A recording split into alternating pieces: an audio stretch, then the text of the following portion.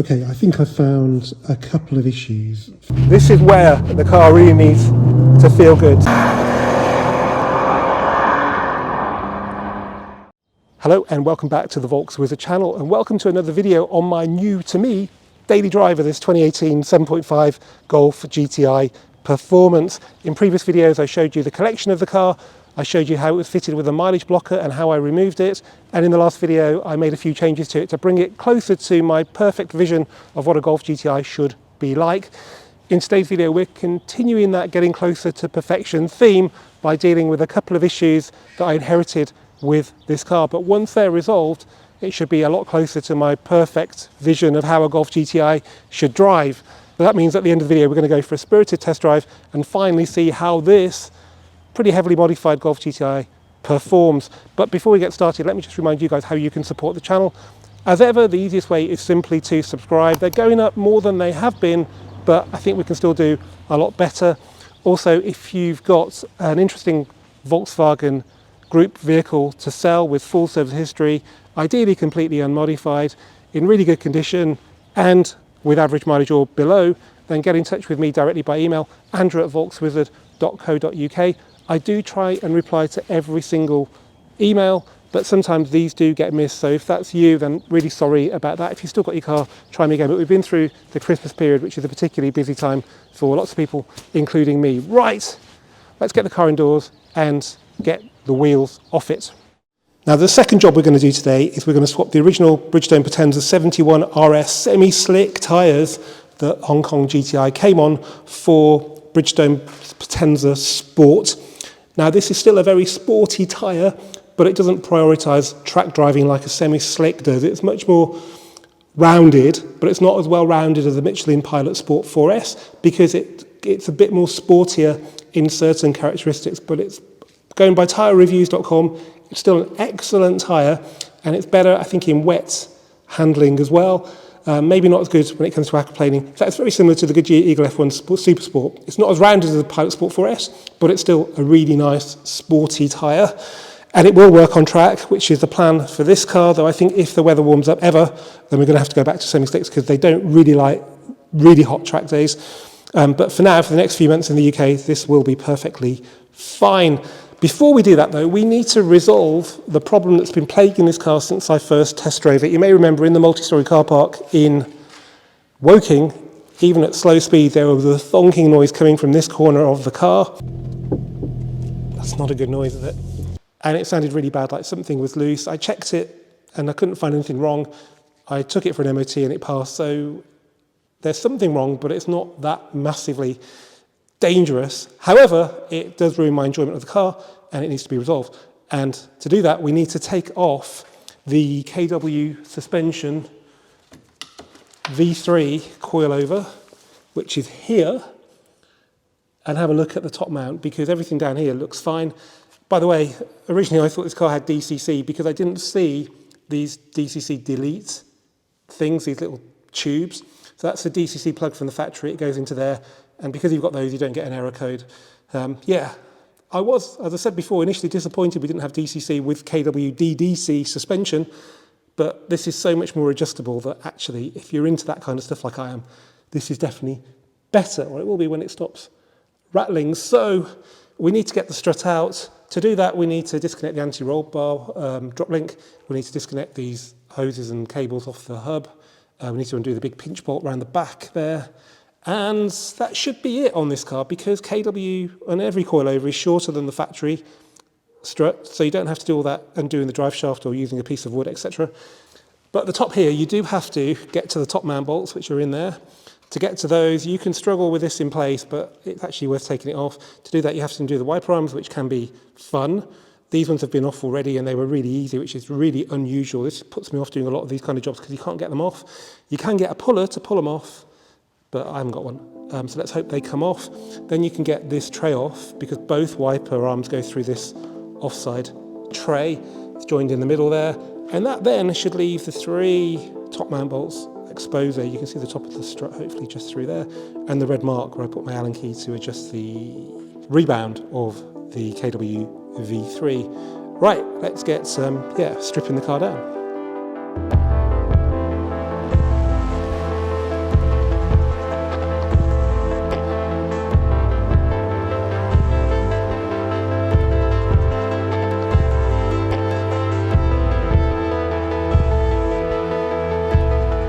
Okay, so the big difference with KWs and I think other coilovers as well is that they just kind of fall out of the hub. With the original part, they're so much longer that you really have to drop the hub down a lot more to get them out. With these, it's really easy. I guess the reason manufacturers don't like this is because if this bolt here at the back that holds the strut into the hub was loose, then in theory, if you went over a humpback bridge and the suspension, like the wheels dropped as you went over it, the suspension stays in the same place, it could pop out of the hub. But yeah, just make sure you tighten that bolt up is all I can say. It just makes a refreshing change not to have to dismantle so much and swear a lot trying to spread the back of the hub bit there open to get it out. So yeah, I've had taken the weight of this, of the, I guess the wishbone hub wheel brake caliper with the jack, because I want a controlled release of the strut from it. Also, I've undone the anti-roll bar down the bottom there. This is easier than undoing the top one, which never seems really to be free enough to come out through the slot, even if you undo the nuts on it. Okay, so yeah, and I've already started on the bolts up here. So what we really need to do is get the hub down a bit, see how far it'll go. I've also disconnected, very important this, the headlight level sensor, the green thing there that bolts onto the wishbone, because once you start dropping the wishbone lower than it would go normally, you end up breaking that, and that's quite expensive. So you can see there, it's an arm that has an electrical signal that tells the electronics for the headlights how low the body is. So if you put weight in it and stuff like that, or lower it, I guess, as well. Okay, we'll leave the jack just slightly.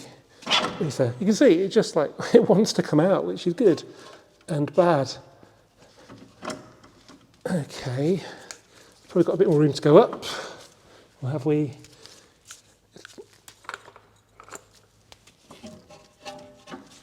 It's nearly out. If you put your hand underneath in here, you can feel it. I suppose it's about halfway through. So let's just see if I can get it out without too much messing around. Now, it's not coming out as easily as I remember, but I've done this before on a car with KW V3s, and you don't need to undo anything else or mess around with blocks of wood. I can only assume that was because the steering was turned. Let's just see if that makes a difference.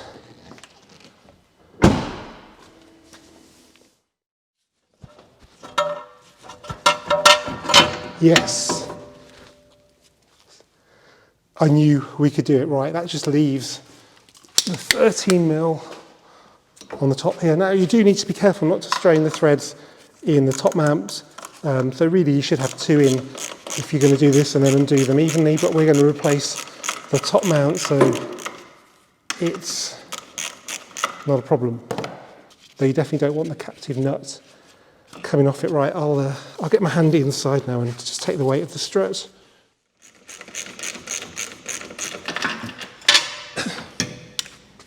Okay, so there it is then, front strut, KW V3.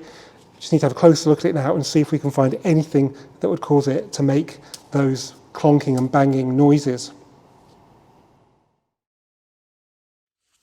Okay, I think I found a couple of issues. Firstly, there is a lot of paint missing off that coil there. That cannot be right, and that would tie in with the noise. Weirdly, there's not a lot missing off that one, so I don't really understand why they can be so different, but clearly anyway that's not right. And then also the top mount looks really weird. As you can see, it just doesn't look like it's on properly, and I've checked the instruction manual for KW V3. This piece on the top mount needs to be in that groove there.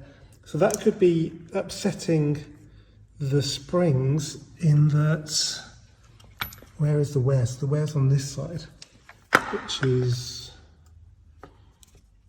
how does that compare to there? So yeah, actually, if this is wrong and this is tilting over too much this way, it could be putting too much pressure on that side of the spring. So that kind of ties in. So that's there. If it's 180 degrees from that, where the wear is, where the paint rubbing is, yeah, it's not far off. Okay, I've now got the top mount. It's from Febby Bilstein. This was under £20 delivered from an eBay seller. Unbelievable.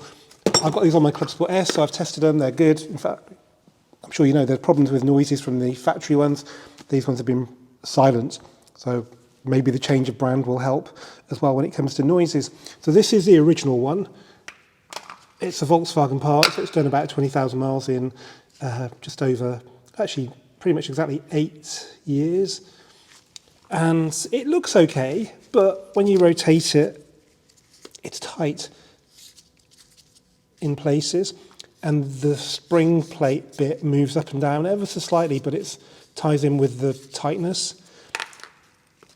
This is the Febby one. By the way, it's in position correctly now, so I don't really want to disturb it.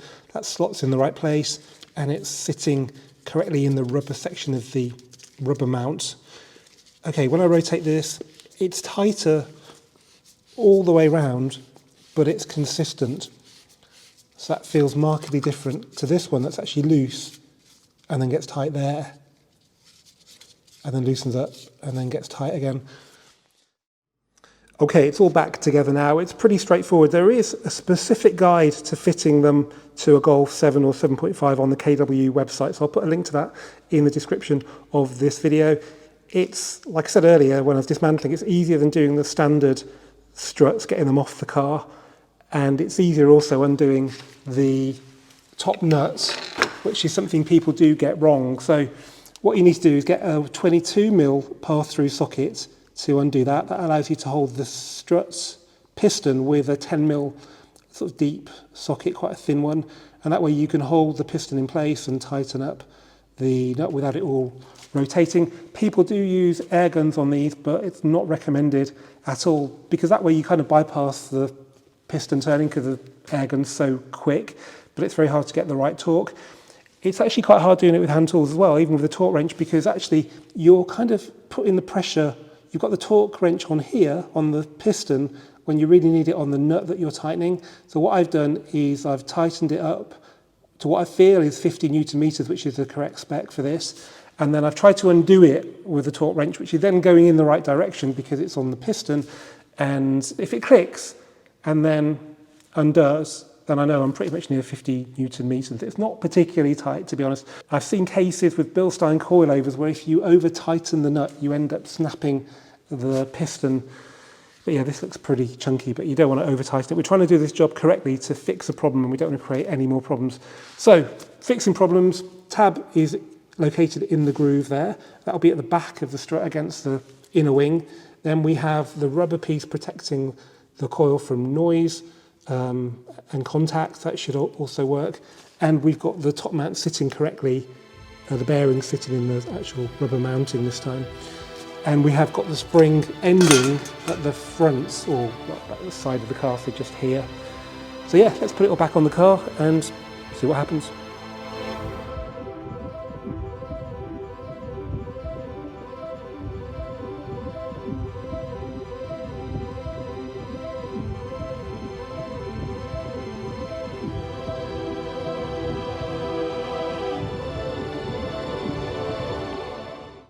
Okay, so the Bridgestone semi-slick tyres are off, and we've got Bridgestone Potenza Sports on now. So same size, 225 40 18. The Potenza Sport is really the equivalent of the Goodyear Eagle F1 Super Sport or the Michelin Pilot Sport 4S. It's a good normal road tyre, but it also works on track, which is handy because we are going to put it on track. And I think until the weather warms up, these will be fine. If it's a really hot track day, then you want to be on semi-slicks. Also, we've lost the chunky rim protectors, and I think they look a lot better as a result. I was a little bit worried that the tyres would be a stretch on the rims because the rims are 8.5 and the tyres are 225 40 18, just like the semi-slicks. But actually, they are perfectly acceptable. In fact, I was worried that the edge of the wheel would be exposed to curbs, but actually, the rim protector on these Potenza Sports is actually chunky, so they don't really look too stretched, even though they are a bit Obviously, they'll have the race end caps back in there as well, but I'm just hoping that when they go back on the car, it'll look pretty normal now without the chunky rim protectors. In the meantime, I've put these Fox Racing 19s on, which actually I don't think look too bad. They look a bit like Pretorias. They're quite a heavy wheel though, so I'm not really keen on putting them on this car. I had them on a black car before and it looked a bit too black, but I think on this white car they look pretty smart. The ride height is obviously skew-iff because it's jacked up on the other side. Now before I put these on, I'm going to give the black components and the coilovers a coat for the moment of just some sort of WD-40 type spray. In the longer term, we will need to be using Built Hamburg Dynex UC, which is down here, but I need to give the car a clean underneath before I apply that, and I can't do that now, and there's salt on the roads at the moment because we're going through a very cold patch, so I think a bit of WD-40 is better than nothing. But it's important on this car because it lived in Hong Kong for a lot of its life, and therefore it's dodged the UK winters pretty well. So underneath, all the bits like the subframe and the suspension arms are still pretty black. You can see there, anti-roll bar, drive shaft's even black as well. And here I've already done the WD-40, and you can see it's worth saving. They're never as good on the front of the rear arms because they get a bit more exposed, but it's still pretty good. Okay, the car's back on the ground. It's got its Bridgestone Potenza Sports tyres on it. It's got a new strut top mount, correctly assembled on the offside front. And I've also set the compression on the front axle to the softer setting. So if you remember when the car came in, it was soft. I set it a bit harder to see if that influenced the knocking noise from the front right, and it did. But now I'm hoping that the modifications I've made to that front right corner will mean that we can run the coilovers as soft as they'll go and hopefully still not get the noise. Well, there's only one way to find out. It's going test drive Hong Kong GTI. Okay, so firstly, we'll need to try and replicate the car park in Woking because that was a slow speed, pretty much perfect surface, and we had that horrible clonk clonk then, which wasn't actually so bad at speed. So I mean, this driveway, which is concrete, isn't perfect, probably a bit too bad, but it was those kind of very sort of light imperfections that would cause the noise. So far so good. If you watch that video, you'll see that whilst we're still, you know, meters away from where we started, the car was clonking really badly, and I don't think the surface was dissimilar to this driveway now. And bear in mind, we haven't got stiffer coilovers to try and mask it. We're on full soft on compression, and you could hear it perfectly clearly. So same mic, same cameras, same everything. Okay, we're getting some proper body movement now. That's a bit of a, nope, nothing. So that's pretty good. So now we can move on to a proper test drive and see how close this GTI is to perfection when it comes to the way it drives. It's 3 degrees at the moment. I've said it before, tyres that are performance tyres that work well on dry, warm days don't like below sort of 7 degrees, and we're at 3. So let's bear that in mind. It's not going to be a proper test of the tyres. Having said that, tyres need to work in these conditions. It's not snowing, even though it probably should be right now, but it's not far off. So they should be, you know, usable. So what we'll do then is we'll just warm up a bit and get a feel for the car, just make sure it's safe now after it's been apart, and the wheels have come off as well, so they've been torqued up correctly. And then just give the brakes a bit of a clean. Yeah, they got better then as they cleaned themselves off because they've not been used in anger for a while. Hardly driven this car over Christmas and New Year because I've been reveling in the wondrous nature of Project RS4, which has actually blown me away with how well it drives and how good it looks. One thing we do want to be noticeably better than when I got the car is the traction. Now these aren't exactly all-season tyres, but they should be better than semi-slicks in these conditions. Having said that, it's worse conditions now than it was when I got the car, so we may not be much improved. Right, let's just turn her around now, and we should have a clear run. There was a little bit of noise there. The thing about coilovers is that they're not completely quiet even when they're all assembled correctly. Cayman GT4, one of the few cars that comes from the factory with coilovers, does make some noise, and Porsche just say that's perfectly normal. So, you know, we can't expect aftermarket ones to be quieter than those. Okay, so 60 into this corner. It's not really about speed today, it's about feel. And it feels good. Yeah, I think MQB with some top quality coilovers and good rubber, hard to beat. Now you might have just heard there, it sounds like Darth Vader because the exhaust valve is shut. So let's just get it on boost and I'll demonstrate. Okay, that's coming out the back of the car, so it's not a boost leak, but it sounds pretty bad. So if you put it into ASBO mode, let's get that out of the way. Now you'll find it sounds a lot healthier.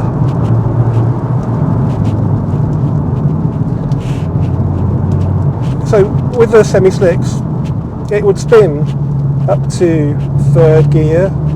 So let's just drop it into 3rd. That's better. Let's just try that again. There's only so much I can do on a 60-mile-an-hour road. So 3rd gear. No, that's putting the power down now. So that's a marked improvement over the semi-slicks, but you know, that should be no real surprise. The ride is superb, fantastic. KW V3s do have some give, and that doesn't have to be accompanied by horrible noises. So there's some setting up to do with that, because we've got rebound and compression adjustment front and rear. But as I said in the previous videos, I'm going to watch that suspension secrets video again and just take in everything that was said, because that is basically your guide to unlocking the abilities of a good set of coilovers. Okay, so final test then, we've got a few 60-mile-an-hour corners coming up. It's 3 degrees still, and there's no traffic around, so let's see. This is where the car really needs to feel good. So yeah, I mean, it's so quick. The dyno session, by the way, is a couple of weeks away. Go into this off camber, feels good. Okay, keep the speed down here because there's nothing to prove on the straights. And then we've got a right hand kink here, so we'll drop it into 3rd. And just be gentle with it, lovely. And then this is really the tricky one. Bit of ESC activation there. In these conditions, for it to be able to do that is a very good sign. Yeah, that's impressive. So in just those few corners, which I drive a lot, I can tell you this car is pretty much on point already. But then we've got the best of the best, haven't we? We've got KWs, we've got Bridgestone, we've got Brembo, and we've got GTI. Now let's quickly talk about my future plans for this car. As I mentioned earlier, January the 19th, stealth racing, get it on the dyno. Let's see what it's producing. By the way, these village roads are pretty bad, and this is where it would knock and clonk quite a lot. And I'll shut up so you can hear.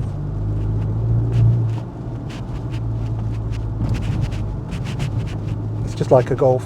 Right, future plans, dyno, 19th of January. We'll know exactly how much power and torque it's producing. I have been advised that the previous owner's family have got the Cobb access port tuning device that was mounted on the dashboard. So that might be coming back to me, and that will then allow me to play with the maps on the car, so that's something for the future. And also, I've acquired somewhat cheaply, probably worryingly cheaply, a bit of body styling, shall we say, for the front end of the car. I'm not sure if you guys will approve of it, but it's pretty much OEM plus. It was so cheap, so we'll give it a go and just see if it finishes off the car, because the back and the sides are all, you know, as good as they need to be, but the front's a little bit plain. There's a little bit of a road repair here where this car would clank before.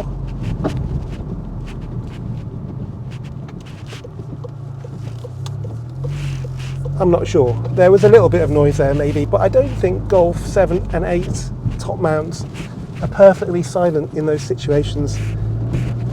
Anyway, so yeah, lots happening with this car over the year, hopefully. Haven't really thought much further ahead than that, but I do need to get it on track in the spring, maybe when the weather's a bit better than it is today. So that'll be a lot of fun. We'll see really then how it does perform, and we can go above 60 miles an hour and stay within the law. As ever guys, thank you for watching this Volkswizard video on Hong Kong Moody. Keep subscribing, keep commenting, and I'll see you for the next one very soon.